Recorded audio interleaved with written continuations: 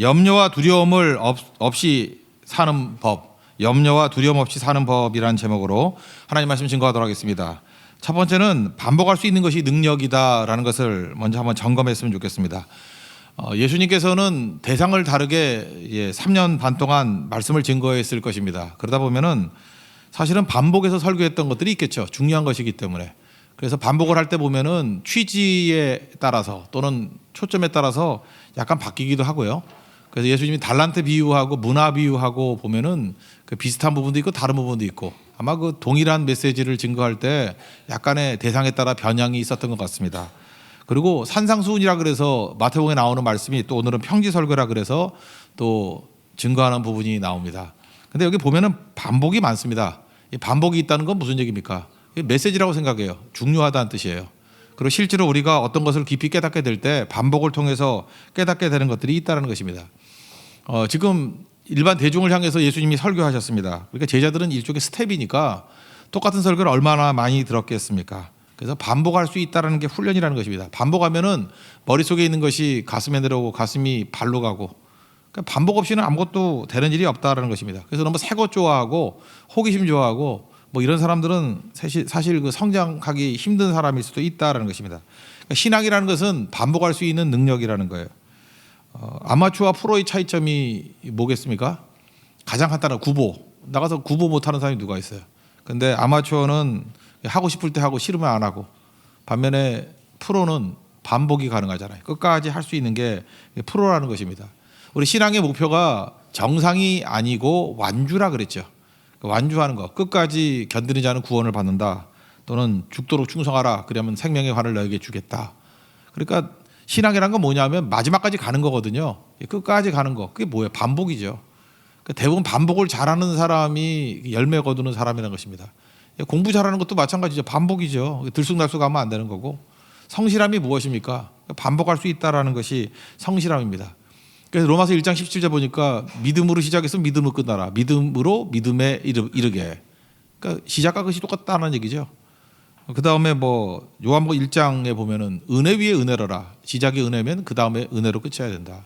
갈라디아 3장 3절 보면은 성령으로 시작했다가 육체로 마치겠느냐. 무슨 뜻이에요? 성령으로 시작했으면 성령으로 마쳐야 된다. 다 이게 반복이라는 것입니다.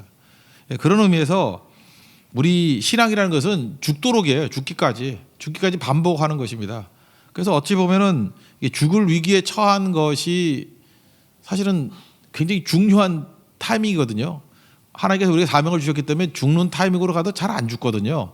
그래서 죽겠다고 마음 먹으면 하나님이 살려주셔요. 그리고 진짜 그때가 죽어야 될 타이밍이라면 믿음 붙들고 죽는 거죠.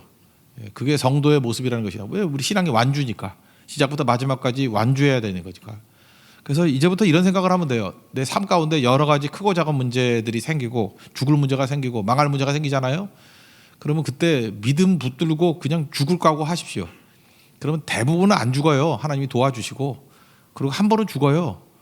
그러면 믿음 붙들고 살다가 죽은 게 되는 거잖아요. 믿음은 완주기 때문에. 그래서 절대로 믿음 저버리지 않는 그런 모습이 있기를 원합니다. 그래서 히브리서 11장 30절에 보니까 38절에 보니까 이런 사람은 세상이 감당치 못하느니라. 세상이 감당하지 못하는 신앙은 바로 그런 신앙이라는 것입니다. 오늘 또 반복을 하시는데 이 대상은 12장 1절 보니까 1절 한번 보겠습니다. 12장 1절. 그동안에 무리 수만 명이 모여 서로 밟힐 만큼 되었더라. 예수께서 먼저 제자들에게 말씀하여 이르시되 바리새인들의 누룩 곧 외식을 주의하라. 그러면서 청중 설교를 쭉 합니다. 그러다가 마지막 22절에 오면요, 제자들만 모아놓고 또 다시 말씀하시는 부분이 나와요. 22절 보면은 또 제자들에게 이르시되 그러므로 내가 너에게 이르노니 너희 목숨을 위하여 무엇을 먹을까 몸을 위하여 무엇을 입을까 염려하지 말라. 이게 제자들 여러 번 들었을 건데 또 제자들 모아놓고 또 반복하십니다. 이게 무슨 얘기예요? 이게 중요하다라는 거죠. 저는 금년 한 해에도 여러분 성도의 삶 모든 것들이 이렇게 반복할 수 있는 능력들이 임하는 모습이 있기를 원합니다. 성령이 힘 주시면요, 계속해서 반복할 수 있는 거예요.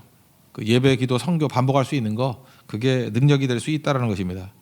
그다음에 또 두 번째 오늘 말씀 중 핵심인데 염려 얘기하고 있잖아요. 염려는 영적 문제라는 것입니다. 빌립보서 4장 6절 말씀을 보면 아무것도 염려하지 말고 다만 모든 일에 기도와 간구로 너희 구할 것을 감사함으로 하나님께 아뢰라. 그러니까 염려하는 자리에 기도가 들어가야 된다 이런 얘기죠. 그러니까 염려하는 사람은 기도 안 하는 것이고 기도하는 사람은 염려하지 않는다. 그러니까 염려는 영적인 거라는 거 아니에요.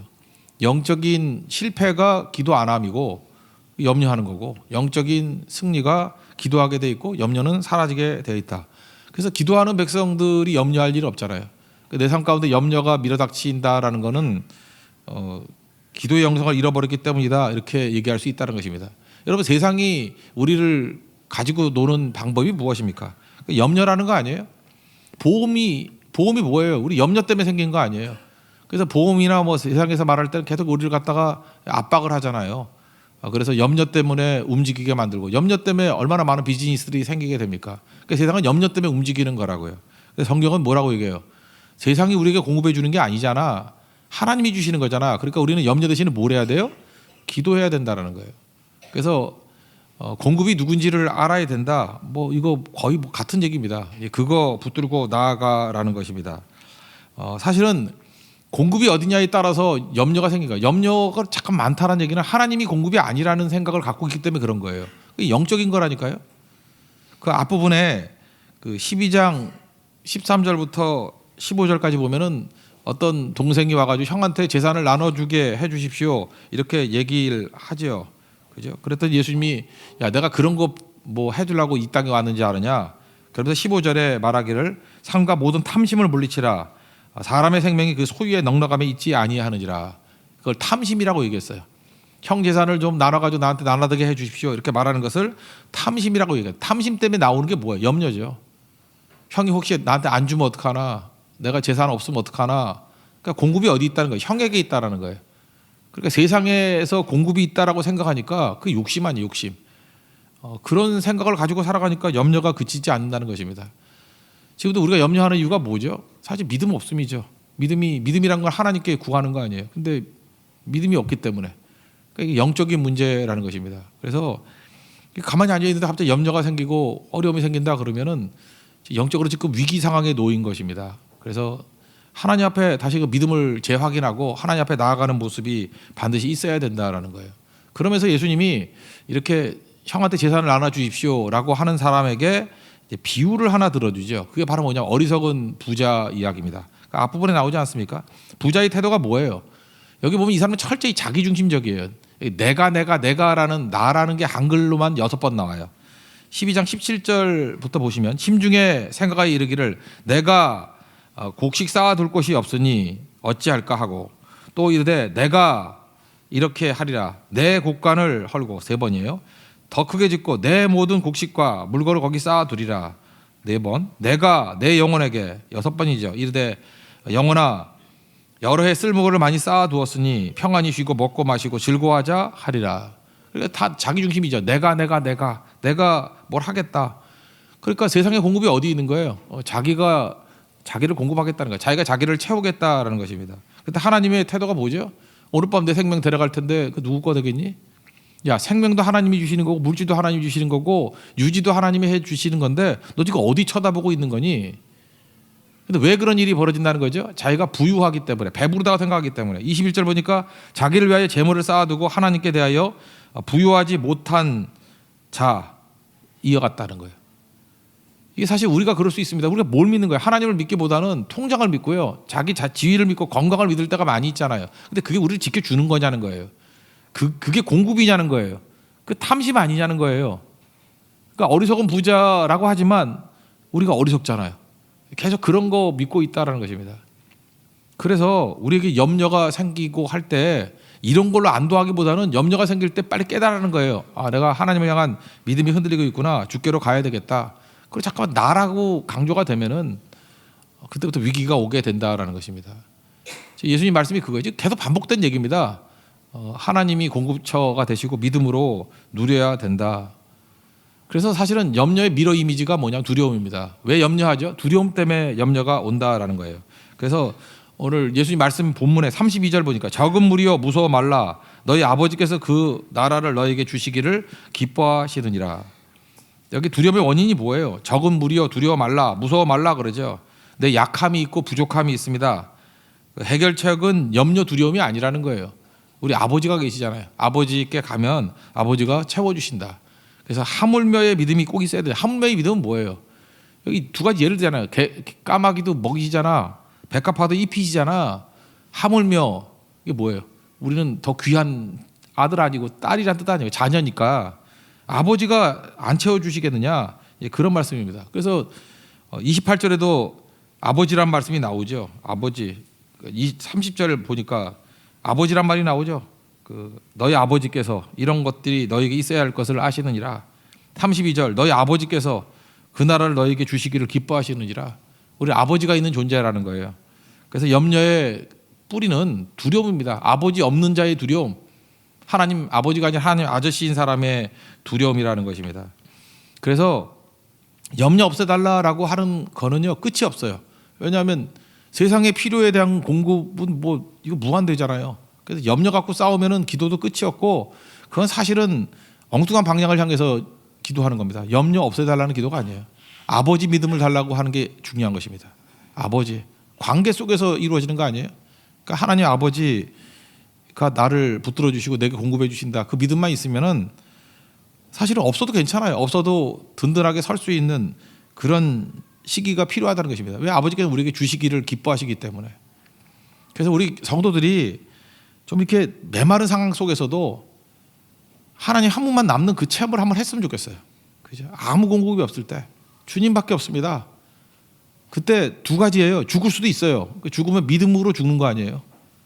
근데 대부분 살아요. 하나님 건져주시기 때문에. 그런 체험을 하고 살아가는 사람이 가장 중요한 것이라는 겁니다. 그럼 믿음 가지고 있는 사람은 뭐가 없어요? 염려가 없어요. 믿음 가지고 사는 사람은 두려움이 없다고요. 예수님께서 제자들에게 계속해서 이걸 반복적으로 가르쳐 주는 거예요. 염려라는 게 메림나오라 그래서 마음이 두 개로 쪼개졌다는 뜻이거든요. 그럼 두려움이 있다라는 거예요. 주님만 바라봐라. 그죠? 주님만 바라봐라. 거기에 유일한 공급이 있다. 이런 걸 붙드시는 종들 되길 바랍니다. 우리에게 이 땅을 살아가면서 마귀가 시퍼렇게 살아있기 때문에 계속해서 우리에게 불안하게 만드는 요소들이 있다니까요. 공급이 세상에서 끊어지는 경험들을 하게 되는 게 있어요. 여러분 사람의 공급이 끊어진 걸 외로움이라고 그러잖아요. 너무 외로운 거예요. 혼자 고립된 것 같은 느낌이 들고 엘리야도 그랬잖아요. 먹을 게 없는 거예요. 그래서 굶어 죽을 것 같아요.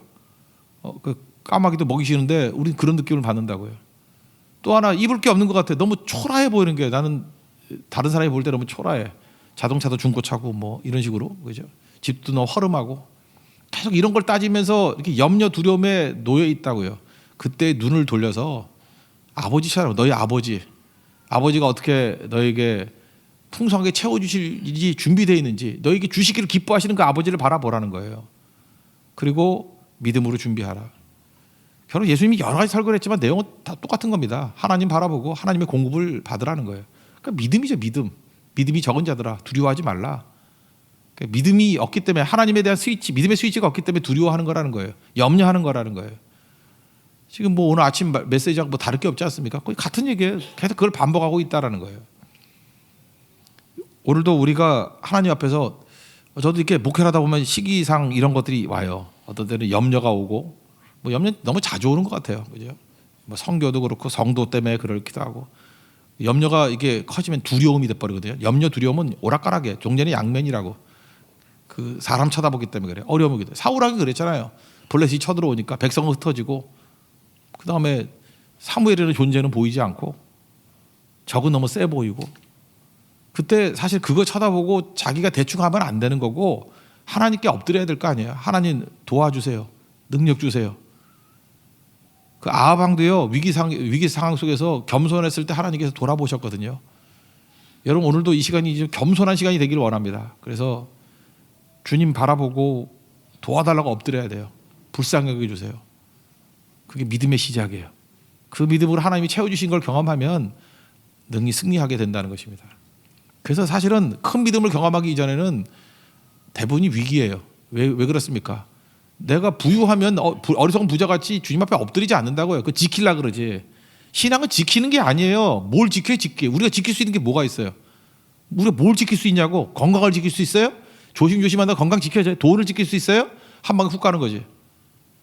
만약에 생각해 우리나라에 만약에 전쟁이 한번 났다 그러고 뭐 누가 화폐 개혁을 한번 사겠다고 생각해봐. 그럼 여러분들이 집이 뭐 현찰을 갖고 있는 사람이 있겠어? 현찰은 휴지가 되는 거고 집 그러면 그 뭐 아파트 무너지면 내 집이 어디 있어?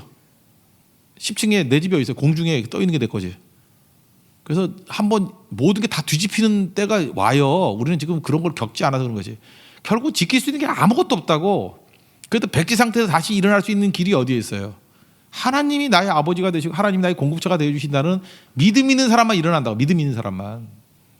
그럼 주님 또 공급해 주실 거 아니에요.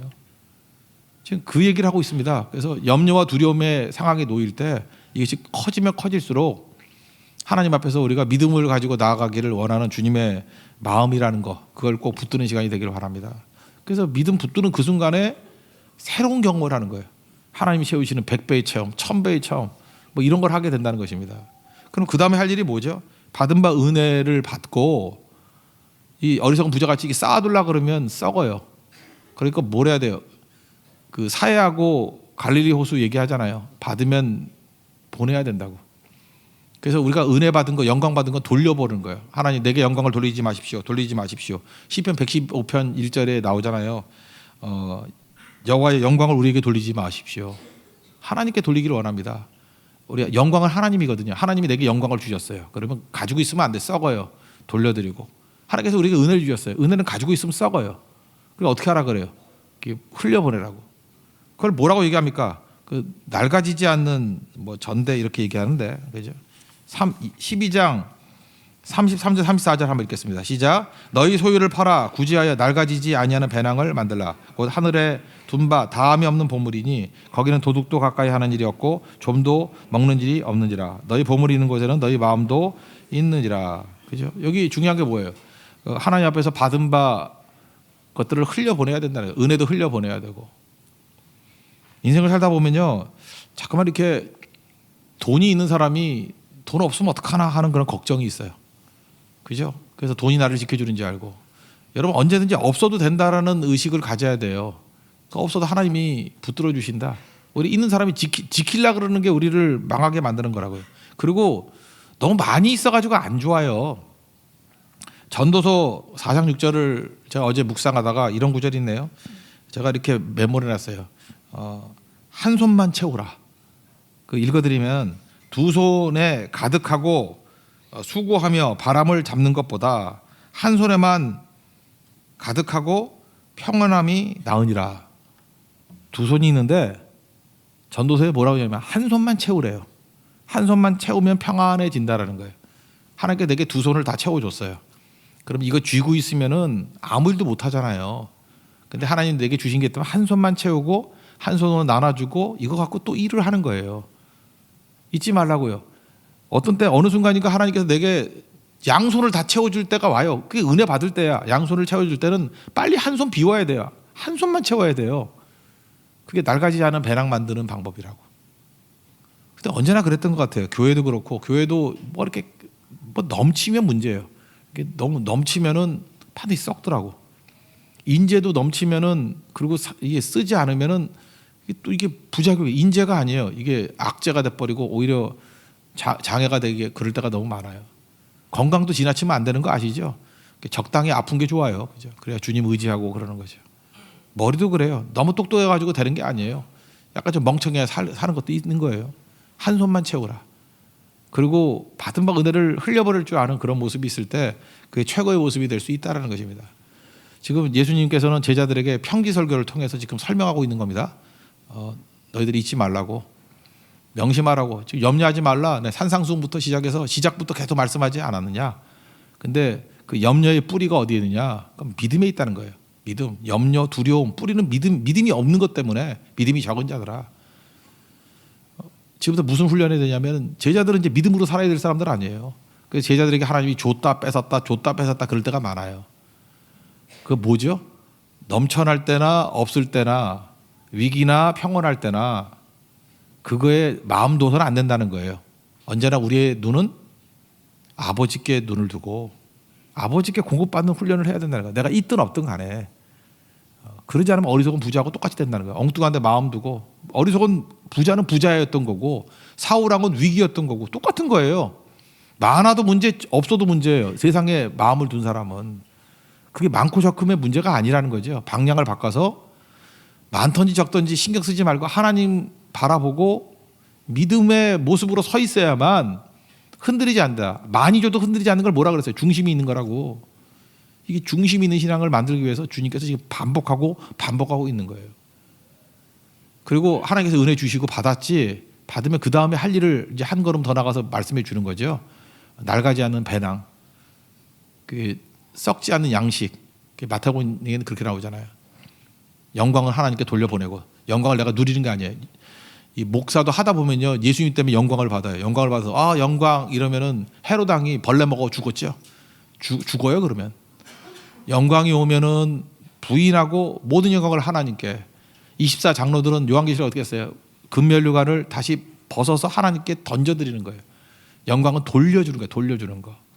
은혜를 많이 받았어요. 은혜를 많이 받은 거 이거 내 거다. 은혜를 많이 받고 누리고 있는 게 뭐예요? 어리석은 부자. 창고 짓고 내가 10번 6번 하면서, 그럼 오늘 밤 데려갈 텐데 그 누구 거 되겠느냐? 이 망할 놈아, 그 얘기죠. 은혜를 썩히면 안 된다는 거예요. 또 흘려보내는 거죠. 한 손만 채우라. 한 손 채우고 양손이 채워주면 손 못 쓰잖아요. 그래서 죽는 거라고. 그래서 한 손만 채우고 나눠주고 은혜를 흘려보내고 그럼 썩지 아니하는 종이 된다. 예수님께서 이 패턴을 지금 가르치고 있다는 것입니다. 2020년 이제 첫 번째 시작하는 주일 아닙니까? 여러분들도 이 명심하십시오. 우리가 끊임없이 염려가 생길 거고 끊임없이 염려에 미러이미진 두려움이 생길 거예요. 그때마다 속지 말라는 거예요. 이거 반복해서 배워야 돼요. 염려하는 걸 쳐다보거나 두려워하는 걸 쳐다보는 건 이미 실패한 거예요. 눈을 돌려서 예수님 바라보라는 거예요. 예수님 바라보고 예수님의 공급을 바라보고, 그럼 반드시 은혜가 임하죠. 반드시 은혜가 임한 그것을 흘려보내고 나가지 않은 배낭에 채우라는 것입니다. 그게 사명 완수하는 거죠. 그런 일들을 이루다 보면은 그게 선순환이 되는 것이다. 그게 믿음의 삶이라는 것입니다. 여러분들 한 해 동안 이런 믿음의 삶을 살고 승리하는 우리 하나님의 거룩한 종 되기를 축원합니다. 모두 자리에 일어나겠습니다. 아무것도 두려워 말라 찬양하겠습니다.